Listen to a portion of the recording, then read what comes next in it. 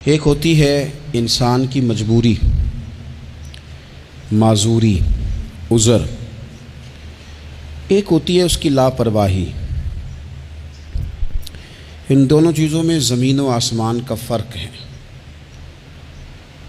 یہ جو لاپرواہی ہوتی ہے یہ کسی بھی شخص سے منسلک ساری چیزوں کو ہی خراب کر دیتی ہے۔ آپ نے ایک چھوٹا سا پودا بھی اگر لگایا ہے اور آپ لاپرواہی کا مظاہرہ کرتے ہیں تو وہ خشک ہو جائے گا۔ تے جے مالی جیندے ہون تو پھر بوٹے سوکھدے نہیں۔ اگر آپ اس کی پرواہ کرتے ہیں، اس پر توجہ دیتے ہیں تو اس کی نشو و نما ہوگی، وہ آگے بڑھے گا، وہ ترقی کرے گا، وہ ایک تناور درخت بن جائے گا۔ جس چیز کی بھی آپ پرواہ نہیں کرتے، آپ اپنی صحت کی ہی اگر پرواہ نہیں کرتے، آپ نے کبھی نہیں دیکھا کہ یہ کھانا جس ہوٹل سے میں کھا رہا ہوں یہ کوئی معیاری ہے یا بالکل غیر معیاری ہے، آپ نے کبھی پرواہ نہیں کی کہ مجھے کوئی اپنی خوراک کا وقت مقرر کرنا چاہیے اور مرتب طریقے سے مجھے غذا لینی چاہیے، تو آپ بیمار ہو جائیں گے۔ لاپرواہی آپ کسی چیز کی بھی کریں، غفلت آپ کسی چیز پر بھی کریں، بات کو شخص آپ کو سمجھا رہا ہوتا ہے، آپ کو گھر والے کوئی بات کہہ رہے ہوتے ہیں، لیکن چونکہ آپ غیر حاضر ہیں، لاپرواہی سے سن رہے ہیں، غفلت سے سن رہے ہیں، تو آپ کو پوچھنا پڑتا ہے کیا کہا تھا آپ نے؟ کیوں بھلا یہ ہوتا ہے کہ آپ غفلت میں تھے؟ یہ جو غفلت ہے نا، غفلت یہ بڑی نقصان دہ چیز ہے۔ یہ انسان سے تعلق رکھنے والی ہر چیز کا برا حال کر دیتی ہے۔ ہم نہ تو اب کمزور ہیں، نہ ان پڑھ ہیں، نہ چھوٹے ہیں، نہ جدید دور کے تقاضوں سے ہم نا آشنا ہیں۔ کسی شخص سے بھی آپ گفتگو کریں گے تو اللہ کے فضل سے وہ ڈھیر ساری چیزوں کا ادراک رکھتا ہے، سمجھ رکھتا ہے، شعور رکھتا ہے۔ وہ آپ کے ساتھ جب گفتگو کرتا ہے تو محسوس ہوتا ہے کہ وہ ساری چیزوں کو سمجھ رہا ہے، خطرات سے بھی آگاہ ہے، خوشخبریوں سے بھی آگاہ ہے، آنے والے وقت میں کون سی چیزیں نقصان کا باعث بن رہی ہیں اور کون سے پھول خوشبو دینے جا رہے ہیں، وہ سب چیزوں کو جانتا ہے۔ لیکن اس کے باوجود جو اتنی زیادہ کمزوری امت میں آ گئی ہے، اس قدر زیادہ ٹوٹ پھوٹ کا جو ہم شکار ہیں، تو زیادہ تر مسئلہ ہماری لاپرواہیوں کا ہے۔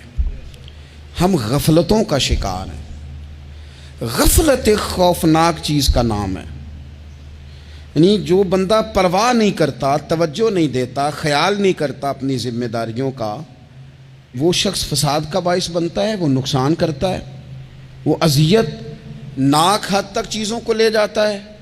آپ کو بہرحال پرواہ کرنی پڑتی ہے۔ یہ جس دور میں میں اور آپ ہیں نا، یہ لہو و لعب کا دور ہے، کھیل تماشے کا۔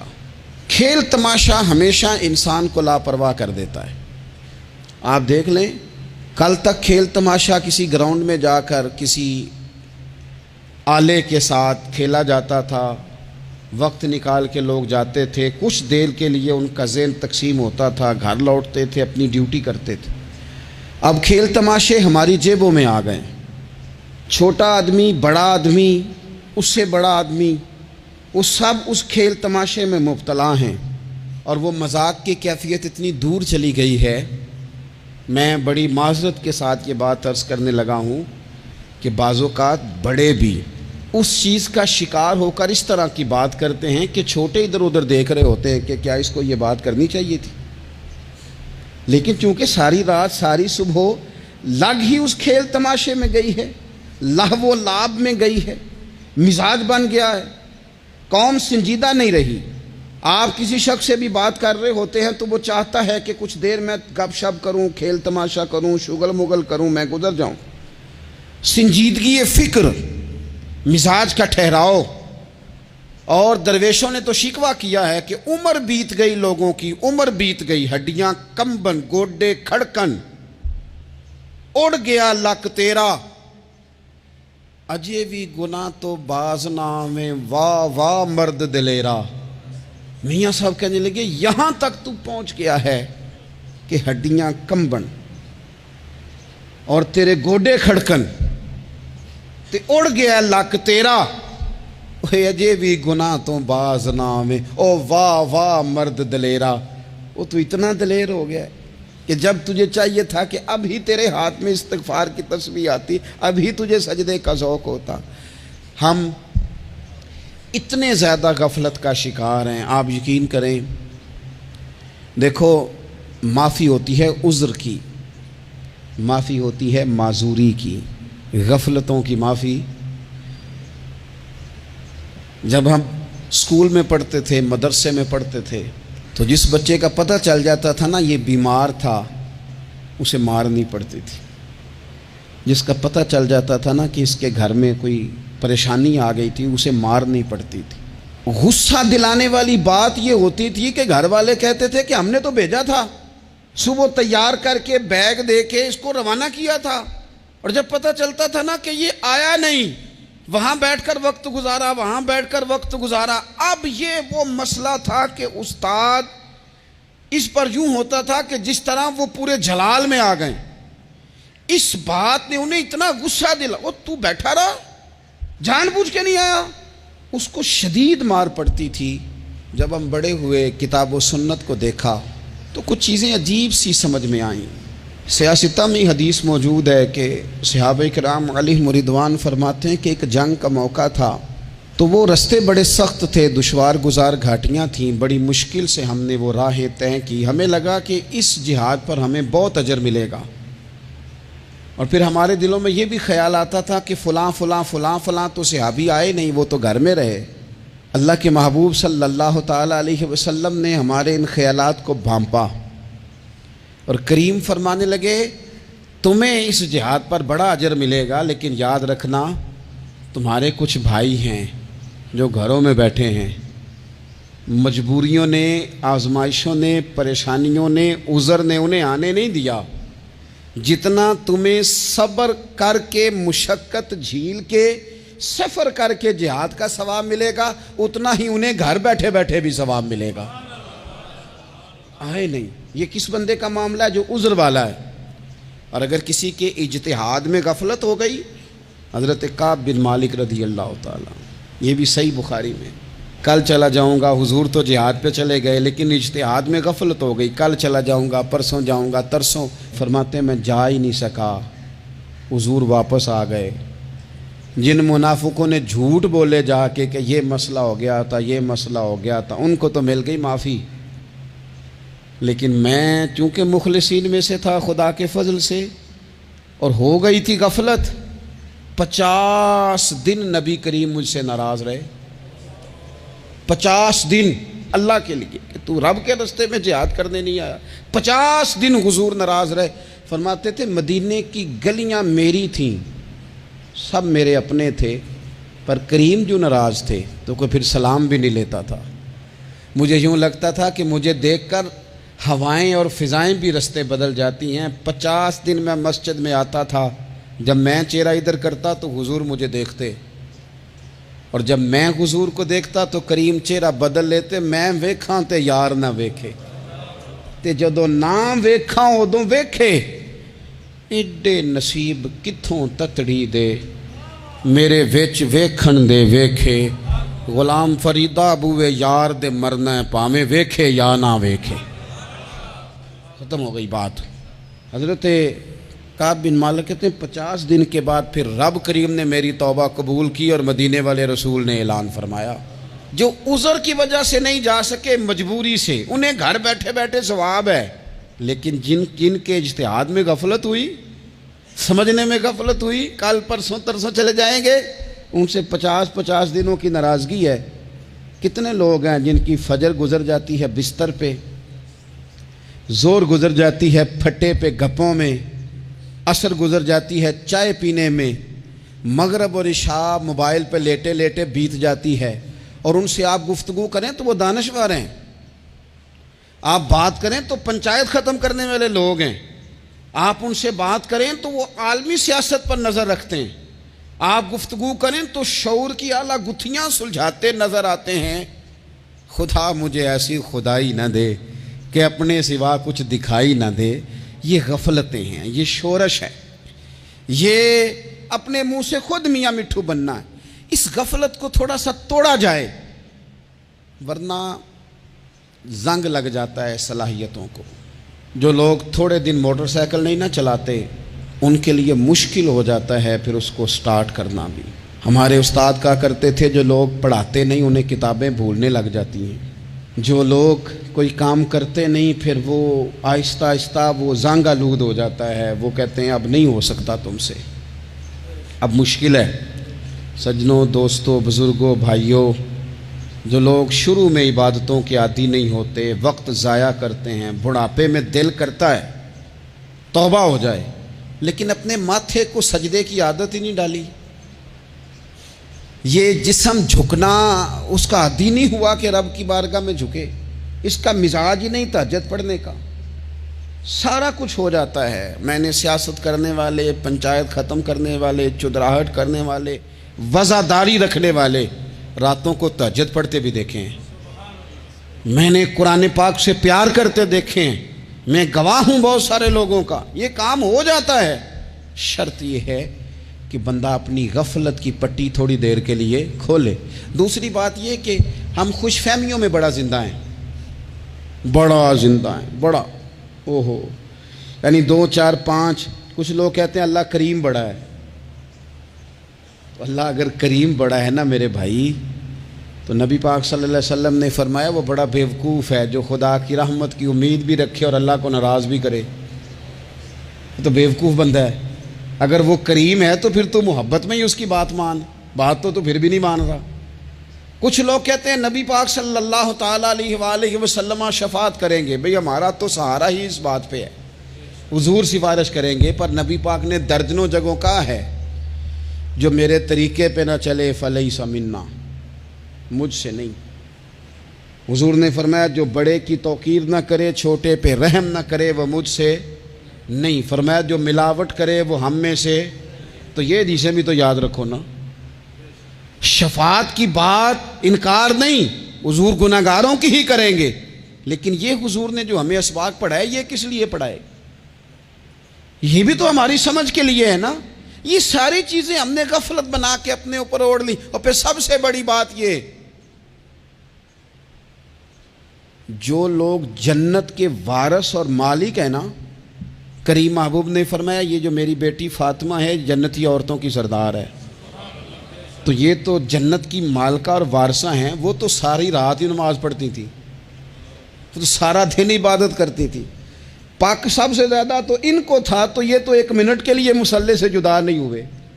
اور جنہوں نے صرف امید لگائی ہے، کوئی ان کے پاس ڈگری نہیں، وہ بن کے بیٹھ گئے ہیں. وہ کہتے ہیں جناب جنت مطلب ہم جسے کہیں گے معاذ اللہ وہ جائے گا، دوسرے کو جانے دیتے ہیں. اپنی زندگی میں خوش فہمیاں نہ لائیں، یہ غفلت پیدا کرتی ہیں.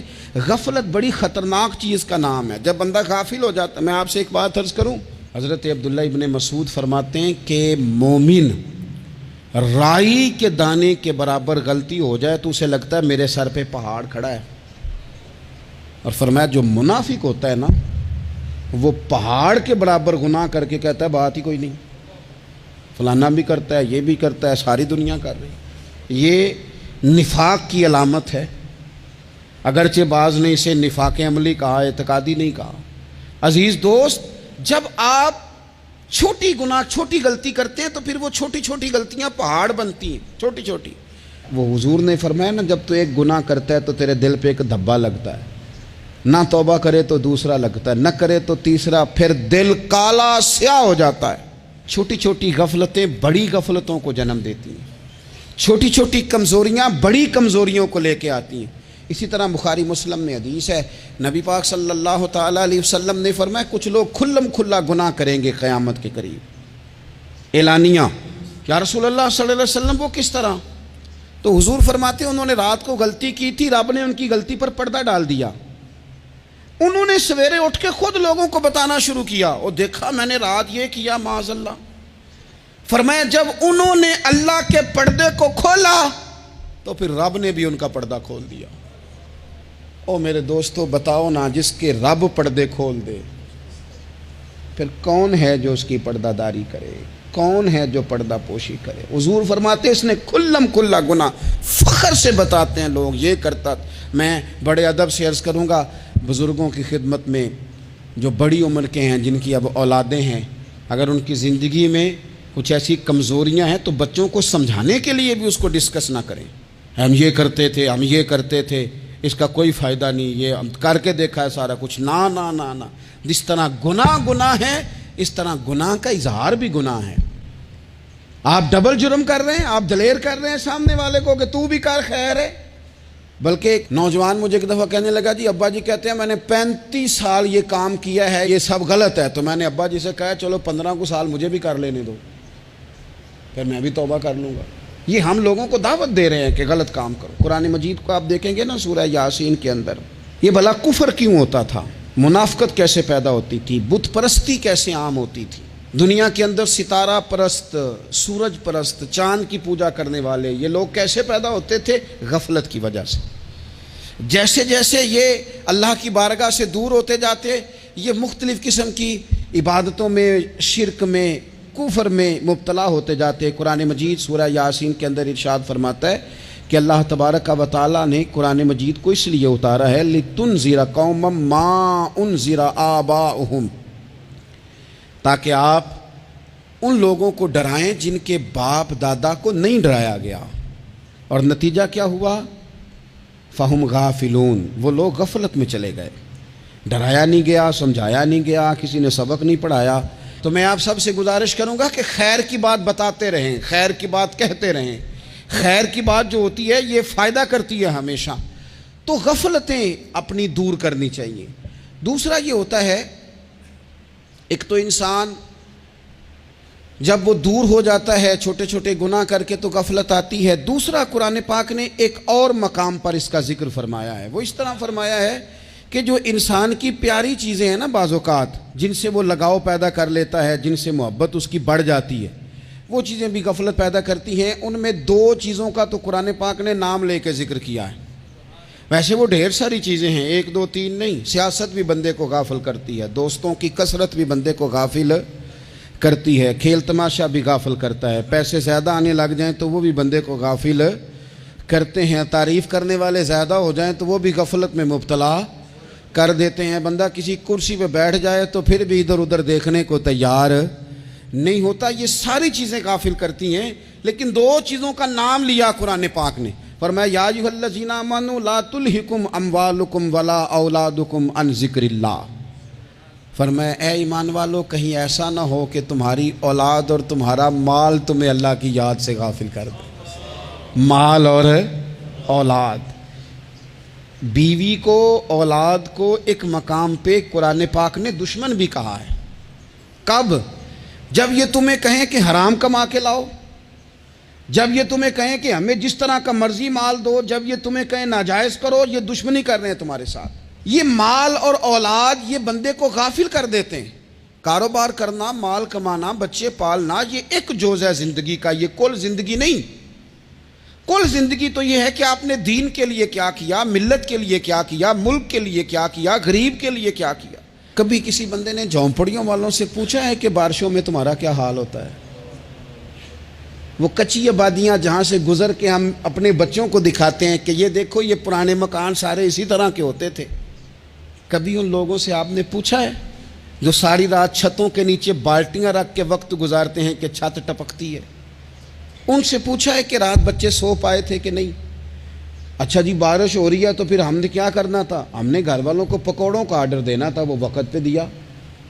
ہم نے کہا تھا کوکنگ آج اپنی۔ یہ کب ہوتا ہے؟ جب قومیں غافل ہو جاتی ہیں مال میں، مزوں میں، اپنی ذاتی زندگی کے پیچ و تاب میں، پھر وہ اتر کر دائیں بائیں دیکھنا پسند نہیں کرتی۔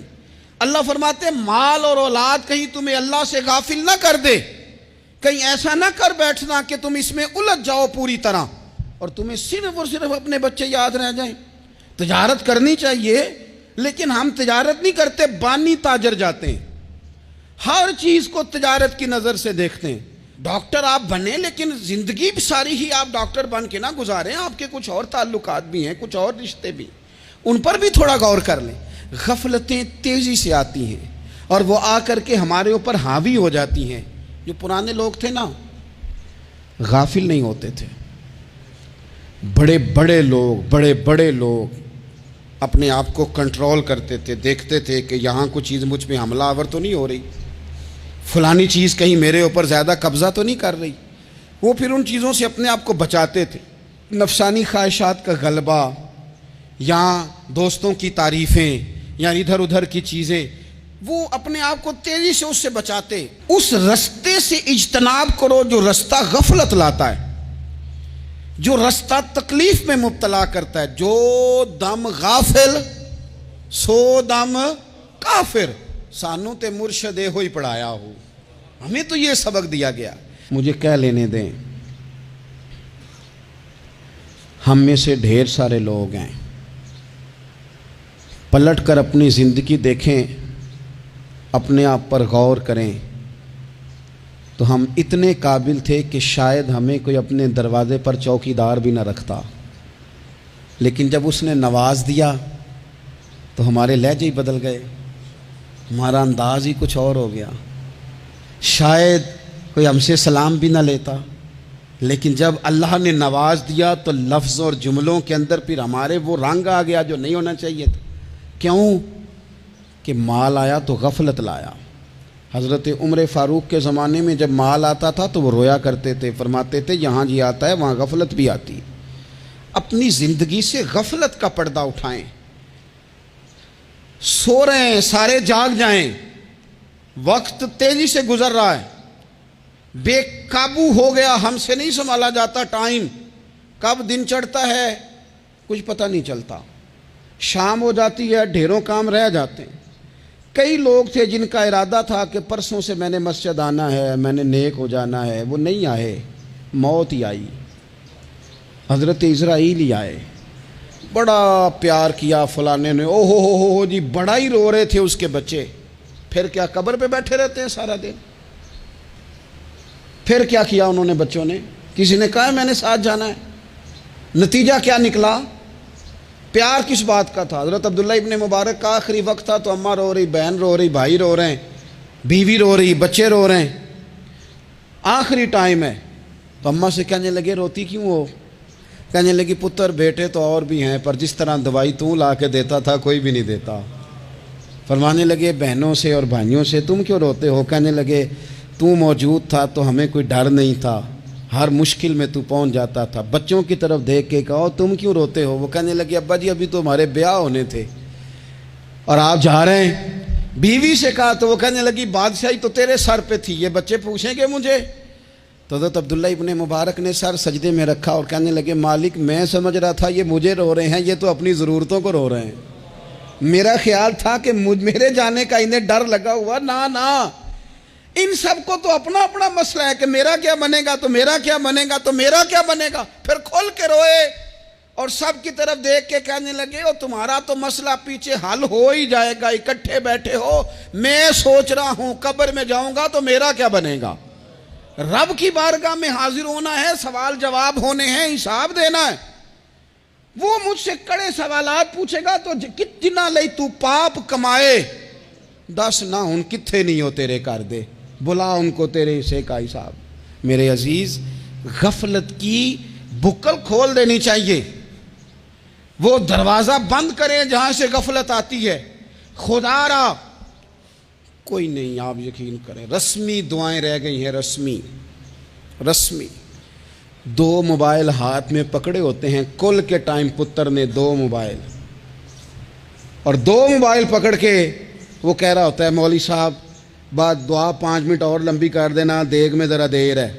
او تو ادھر بیٹھو، چھوڑ دیگ کو، تیرا تو باپ چلا گیا، رو بیٹھ کے مصلے پہ، مالک سے کہہ اسے معاف کر دے۔ او تو آج ہی افسر بن گیا ہے، تیرے لہجے میں آج ہی کچھ اور آ گیا، تجھے تو 3 دن میں ہر شے بھول گئی، 3 دن میں ہی تو تیسرے دن اس طرح کے لفظ ادا کر رہا ہے کہ جن سے محسوس ہوتا ہے کوئی 2-4 دن بھی کوئی کہیں بیٹھ کے دعا کرتا ہے۔ اپنی غفلت کا دروازہ کھولیں، ورنہ اکثر آنکھیں تب کھلتی ہیں جب آنکھیں بند ہونے کا ٹائم آ جائے۔ ایک بات صرف اپنی زندگی میں طاری کر لیں، اس کو بھولے نہیں کبھی. اپنا حساب خود کرے. جس طرح ہم پیسے سارے دوستوں کے ساتھ ساری چیزیں ٹھیک ہیں، لیکن اگر ذاتی پیسے گننے ہوں تو وہ اندر سے لوگ دروازہ بند کر کے اپنے بال بچوں کے ساتھ گنتے ہیں. ان میں لوگوں کی شراکت داری پسند نہیں کرتے، چونکہ ذاتی مسئلہ ہے. اور ٹھیک ہے بات، بھئی کسی کا ذاتی مسئلہ ہے، وہ ٹھیک کر رہا ہے جو بھی کر رہا ہے. اس طرح جو ہمارے ذاتی معاملات ہیں نا، روحانی معاملات، اپنی نمازوں کا حساب کریں، اپنی گفتگو کا حساب کریں، اپنی سوچوں کا حساب کریں. حلال کھا رہے ہیں، حرام کھا رہے ہیں، خود حساب کریں. اکیلے بیٹھ کے حساب کریں. جان چھڑائیں تھوڑی دیر موبائل سے. تنہا بیٹھ کے تھوڑی دیر مراقبہ کریں. خدا کی نعمت کتنی ہے، جواب میں شکر ہمارا کتنا، اس کا حساب کریں. اپنا حساب کریں. اور حضرت عمر فاروق کا وہ جملہ یاد رکھیں، فرمایا کرتے تھے اپنا حساب کر لو اس سے پہلے کہ تمہارا حساب کیا جائے. یہ نہ ہو کہ پھر رب رسول حساب کریں اور تمہارے لیے مشکل ہو جائے. اپنا حساب کریں. زندگی کے معاملات میں جتنی غفلتیں ہیں، وہ مطلب میرے ابا جی کہا کرتے تھے پتر چھال مار کے نکلو بسترے چوں. تو وہ تھوڑا سا نا ایک دفعہ چھلانگ لگا کے باہر آئے، اور پہلا قطرہ ہی بننا ہوتا ہے بارش کا، اور کچھ بھی نہیں ہوتا.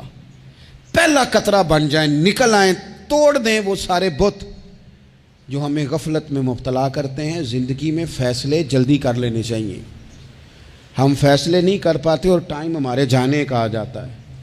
وقت، وہ ایک نوجوان نے ایک دفعہ لکھا تھا کہ میں نے اپنے گھر والوں سے کہا کہ اب میں نے داڑھی رکھنی ہے اور کچھ میں نے عبادات کی طرف سفر کرنا ہے. تو میری والدہ کہنے لگیں کہ پتر اجے ٹائم نہیں. تو کہتے ہیں میری اماں اسکول ٹیچر تھی، پڑھی لکھی تھی. میں نے کاغذ قلم لا کے والدہ کو دیا. میں نے کہا اماں مجھے آپ وہ ٹائم بتا دیں جو نیک ہونے کا ہے، میں پھر اس ٹائم ہی شروع کر لوں گا. تو کہتے ہیں میری اماں نے کاغذ قلم دیکھا اور میرا اندر کا جذبہ دیکھا تو ماں تھی نہ روئی پڑی. کہنے لگی پتر رکھ تو میں تیرے لیے دعا کروں گی، اللہ تیری مدد کرے گا. تو ٹائم تو آ گیا ہے، وقت تو قریب ہے. اللہ فرماتے ہیں اقترب للناس حسابہم وہم فی غفلۃ معرضون. بس اس آیت کا ترجمہ کبھی نہ بھولنا.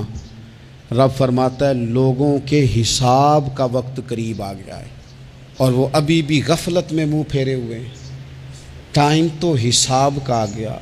ہڈیاں کمبن تے گوڈے کھڑکن تے اڑ گیا لک تیرا. اجے بھی گناہ تو باز نہ آویں، واہ واہ مرد دلیرا. اللہ سمجھ کی توفیق عطا کرے.